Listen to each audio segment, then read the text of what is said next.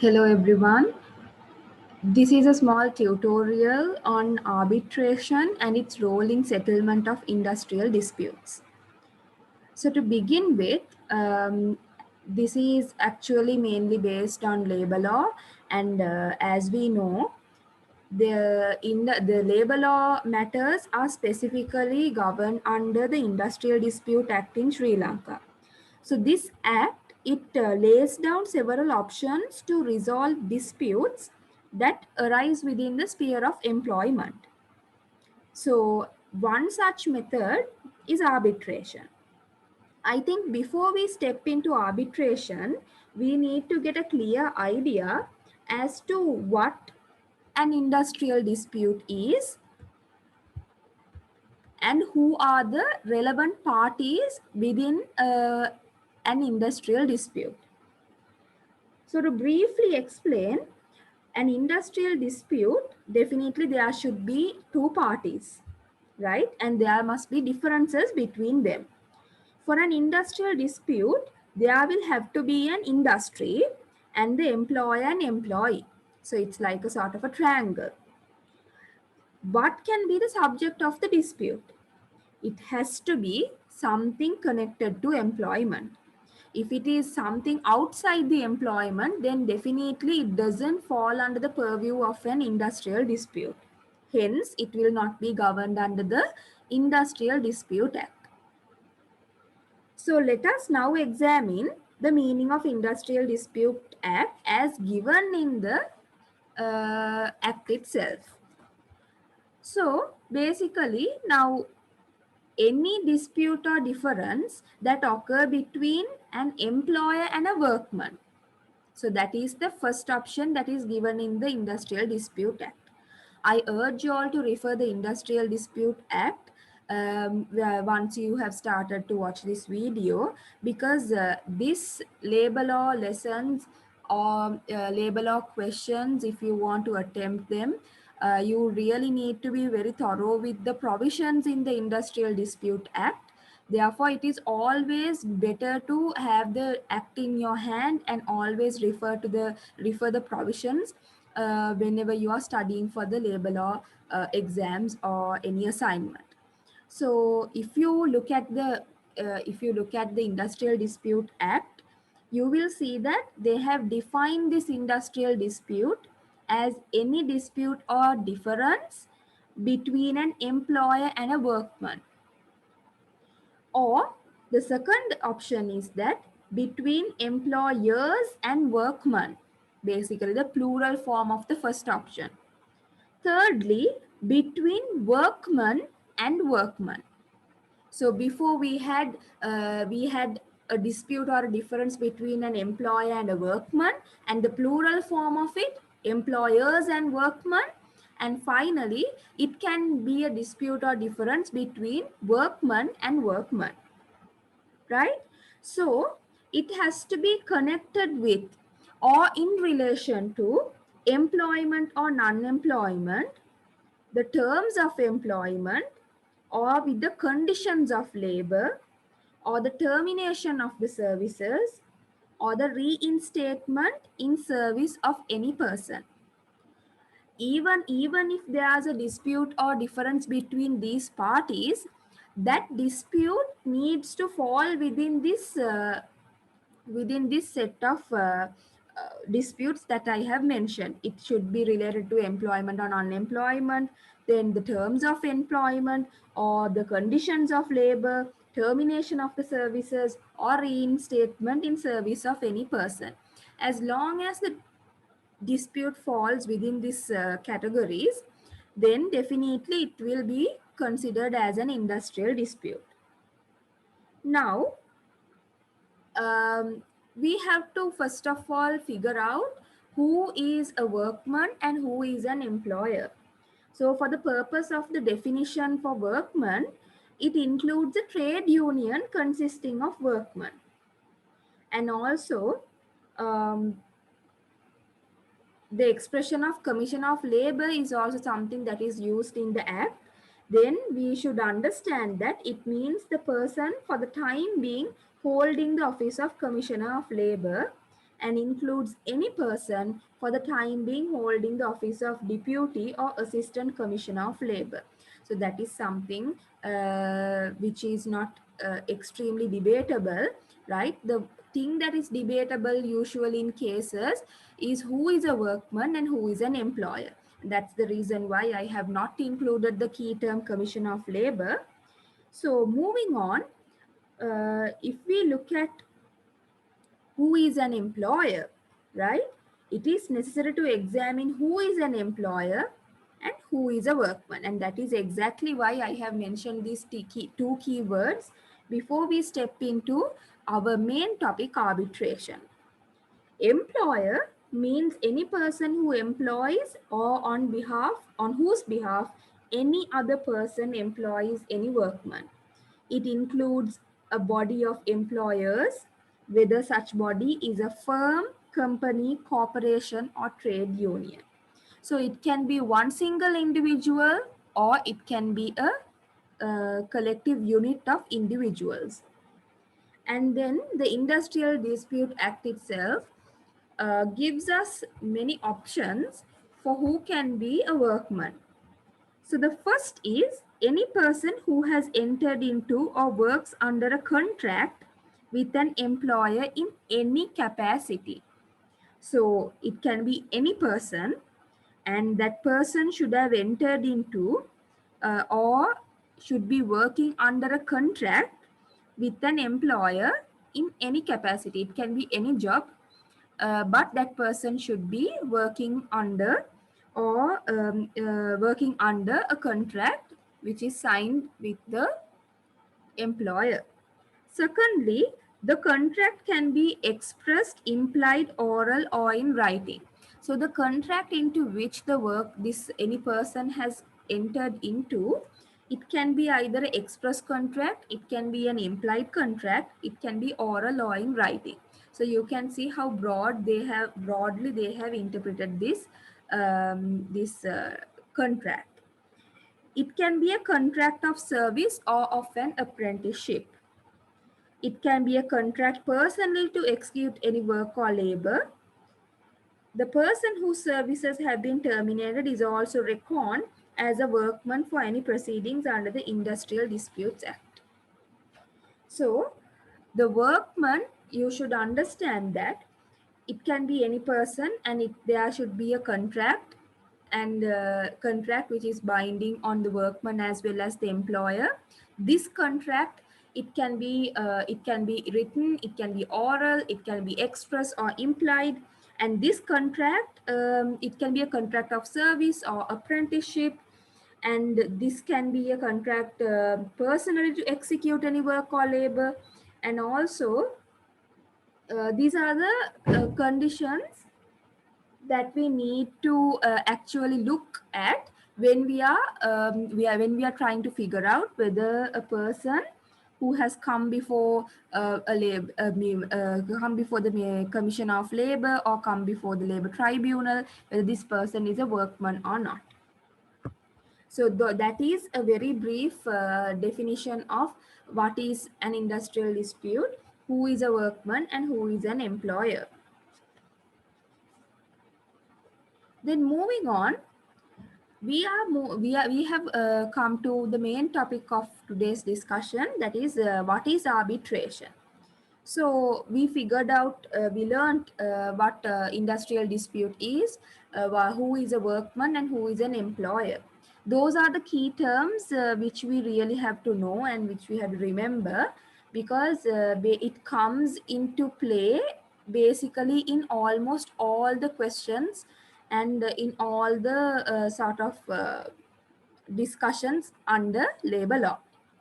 So I told you earlier that Industrial Dispute Act is the act which is governing basically all the disputes which arise within the sphere of employment.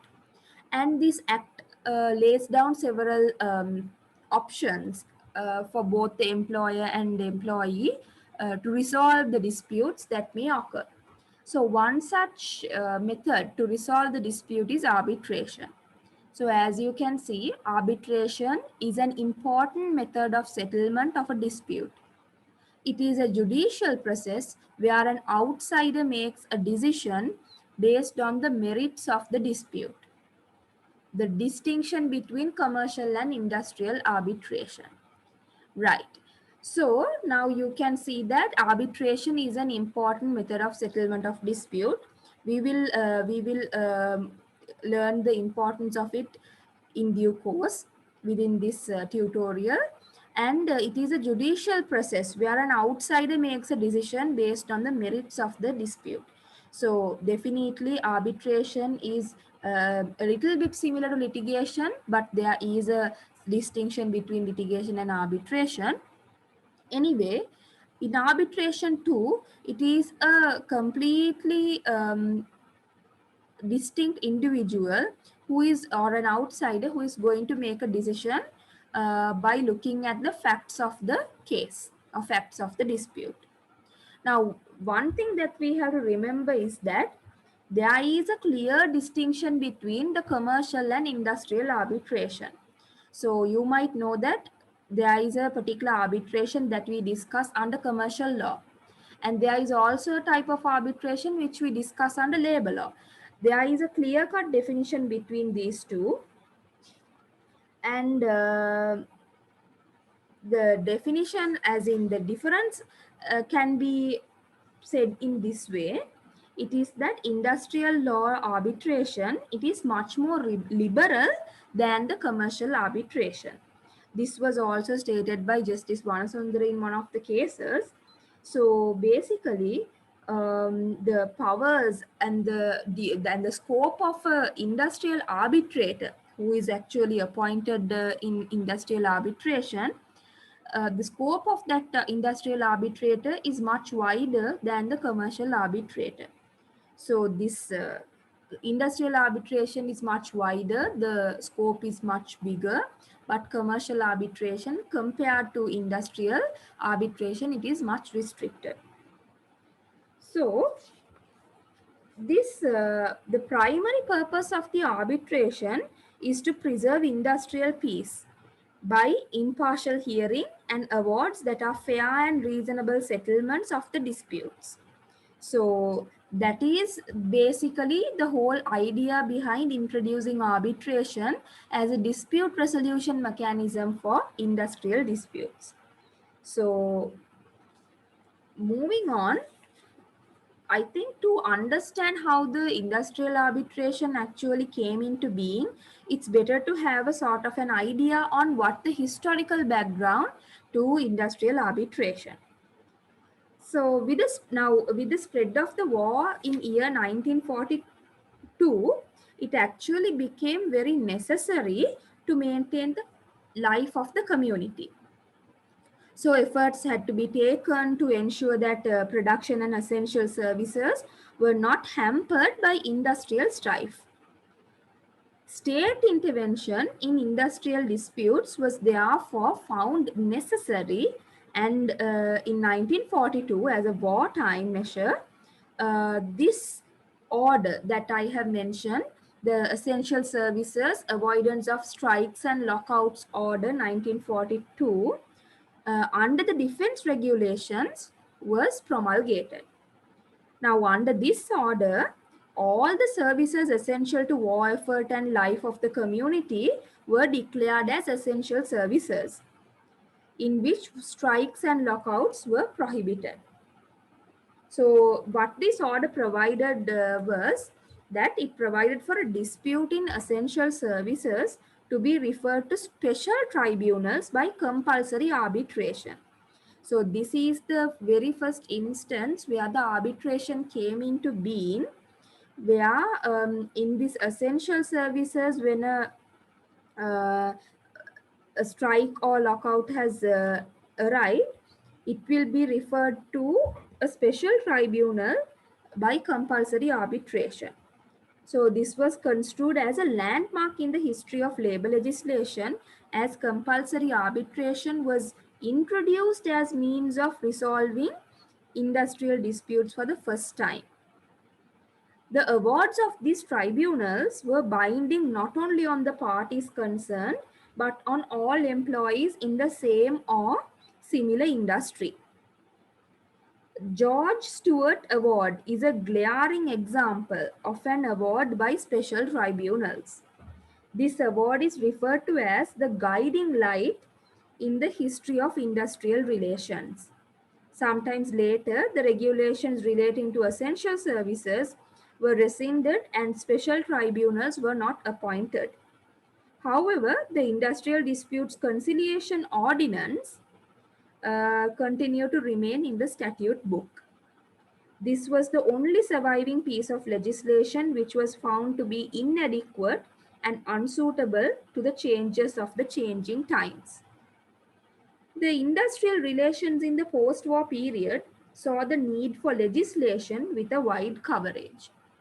And with that, dear friends, the enactment of the Industrial Disputes Act number 43 of 1950 came into being. So if we look at the preamble of this act, you can clearly see the purpose of this act, that is prevention, investigation and settlement of industrial disputes and for matters connected therewith or incidental thereto. So we also see that the Industrial Disputes Act as amended provided for resolution and settlement of industrial disputes. Right. So in this arbitration, there are two types of arbitrations. One is voluntary arbitration, which we are going to discuss today. And then there is involuntary arbitration. So we will be discussing involuntary arbitration in a separate video. So voluntary arbitration, the respective sections of the Industrial Dispute Act is section 3, 1D and the following subsections of section 3. So in this industrial disputes, we first have to understand what is the powers of the Commissioner of Labour.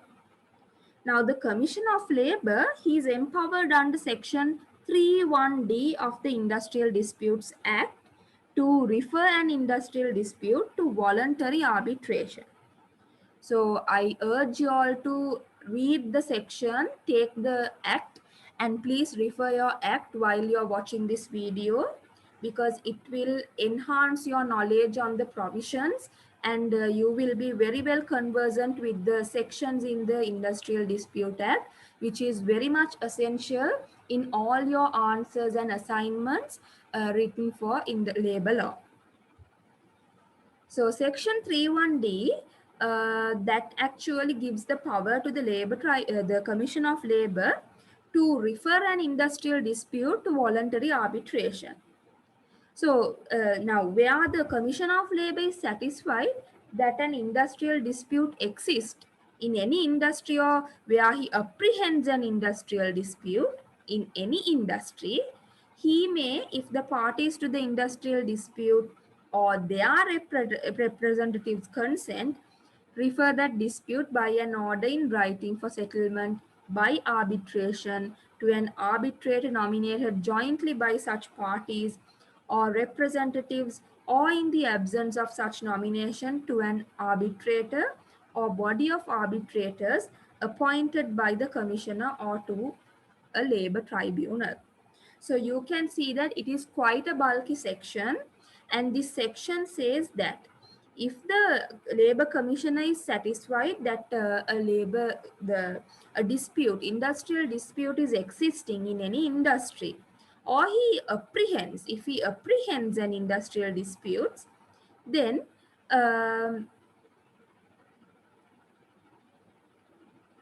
he will refer the dispute by an order in writing for settlement by arbitration with the consent of the parties to an arbitrator nominated jointly by such parties or representatives.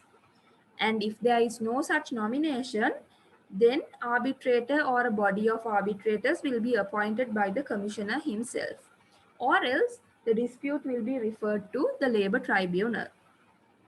Now, section 3(2), it actually stipulates that a body of arbitrators appointed under this section that we discussed right now, section 3(1)(d), It shall consist of a person nominated by employer, a person nominated by the workman, a person nominated as chairman jointly by the employer and workman, or in absence of such nomination by the commissioner.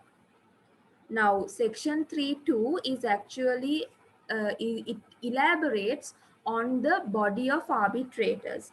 So it states how the arbitrators are constituted. So one arbitrator is appointed, nominated by the employer, and another one by the workman, and another arbitrator, or which we refer to as the chairman, is nominated jointly by these two parties.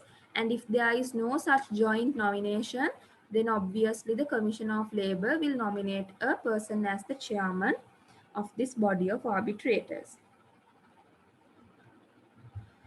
Right. So along with this, what we have to discuss is the power of the minister.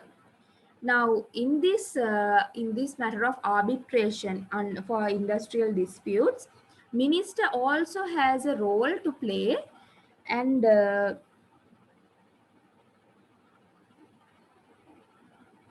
actually, in the case of Walker Sons and Company Limited versus Fry, it was stated that state intervention to resolve disputes through compulsory arbitration is considered as one of the last resorts, exercisable only if conciliation fails and if the parties themselves do not agree to a reference of arbitration.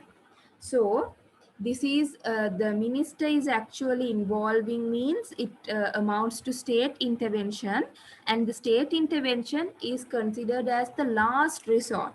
So remember that when an industrial dispute occurs, all the possible dispute settlement mechanism are tried and attempted within the two parties, and if all of these fail, then finally it will require state intervention to reach for a finding or reach to a final conclusion and to bring this dispute to an end. So that is where the minister has to step in.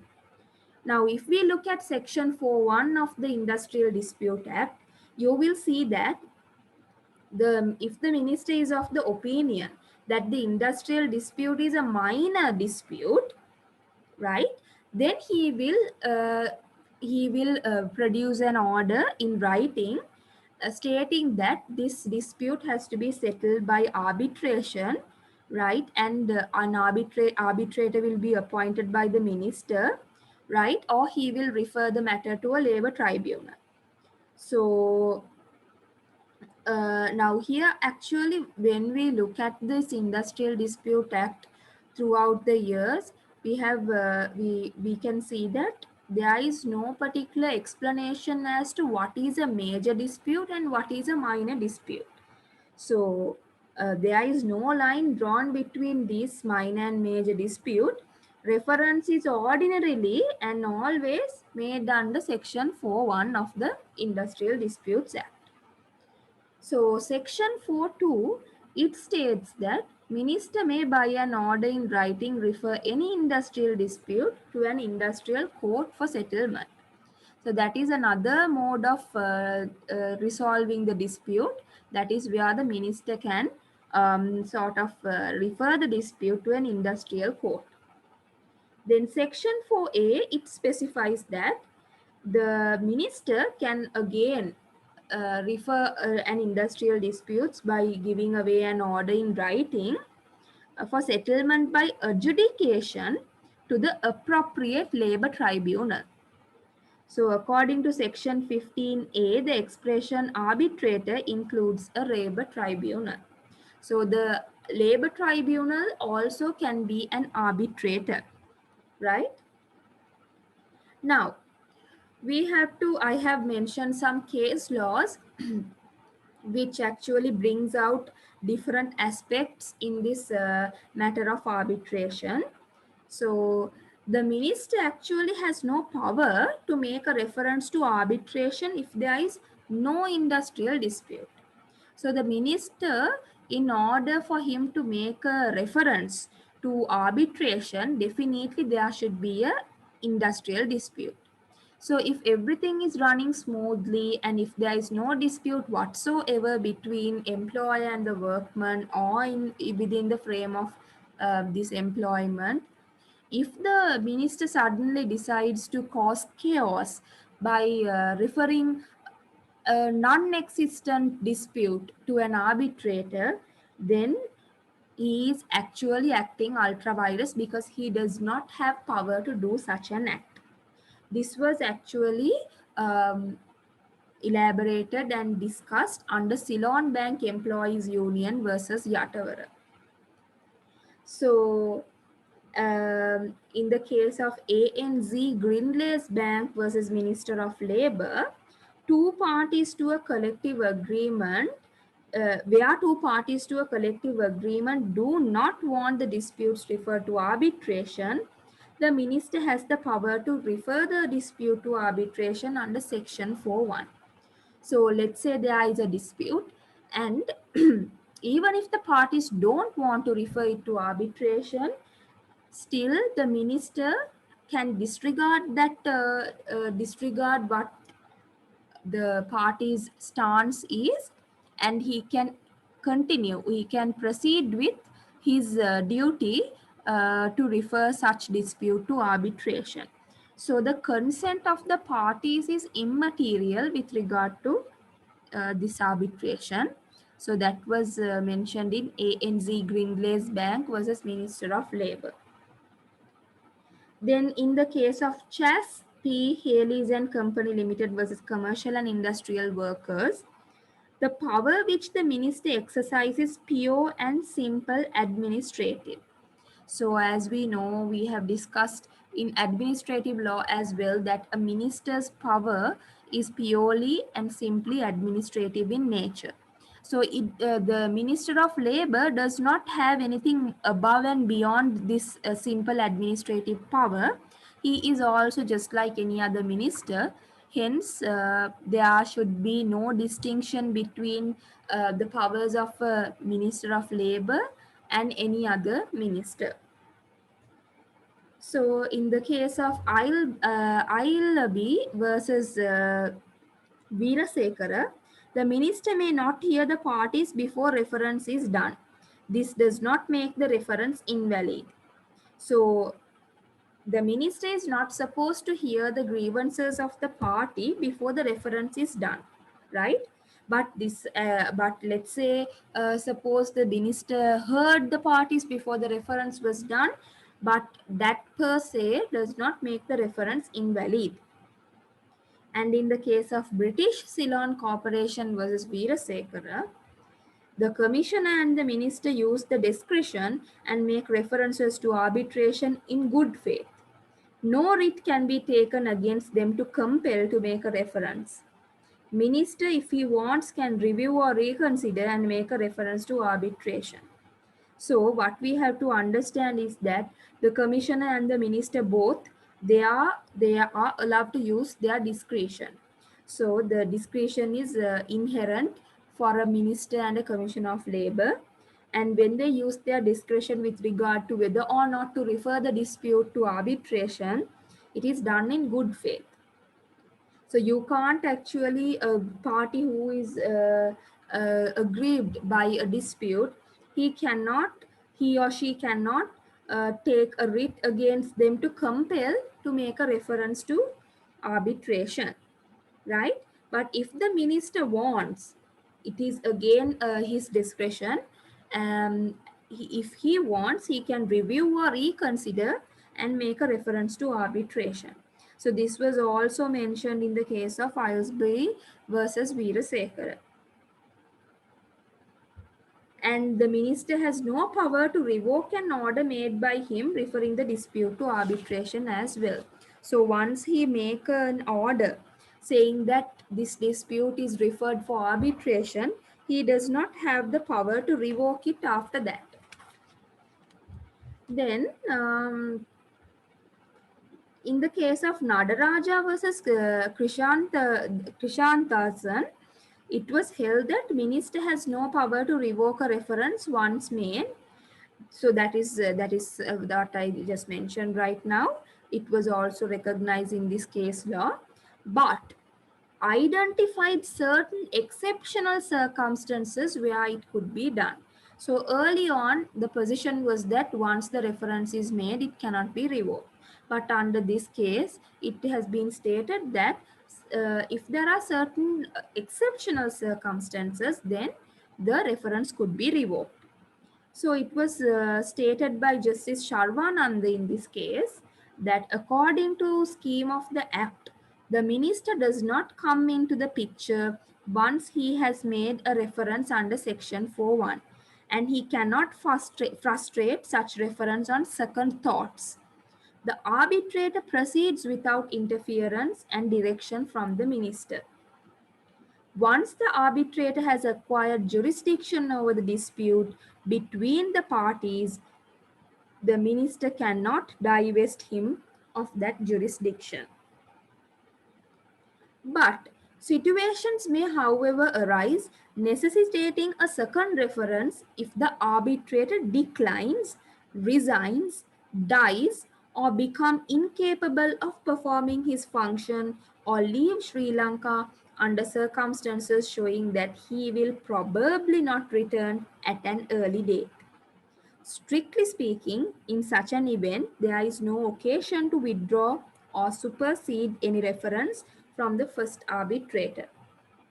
The first arbitration has ceased to function and there is a frustration of the reference, and so there is in existence no arbitrator who could act on such reference. So the exceptional circumstances that allows the minister to revoke a reference that was made to arbitration is made purely based on the arbitrator. So if the arbitrator, suppose if he declines or if he resigns the job, if he dies or become incapable of performing his duties, and if he leaves Sri Lanka and if he is unable to return before the dispute is supposed to be heard, so in such circumstances, the minister can actually withdraw, supersede any reference from the first arbitrator, and then this first arbitration occurs to be frustrated. So definitely no arbitrator can act on this first arbitration reference. Therefore, definitely the minister has to go for a second reference. Now, this was also affirmed and applied in other cases. And finally, I would like to draw your attention to the final case I have mentioned, Colombo Apothecaries Limited versus Vijay Surya. So here, Justice GPA Silva has mentioned that having regard to the sequence of the sections and the general functions of a minister and the head of department under him, it is not reasonable to think that a dispute will reach ministerial level only if the commissioner as the head of the dispute department fails to settle it by means provided for in the act or otherwise, right? So that is what has been mentioned by Justice GPA Silva in the case of Colombo Apothecaries. So we have reached the end of today's tutorial on arbitration. It is a very basic outline of arbitration and what the power of minister is with regard to the voluntary arbitration, and the role of the Commissioner of Labor, and we discussed what arbitration is and why it is different from commercial arbitration. So in order to learn more about arbitration and to learn more about other topics on labor law, please subscribe to our channel, like our video, and drop a comment on how you feel about the content of this video. Thank you, and we will join you soon with another session on Sri Lankan Law Academy. Thank you.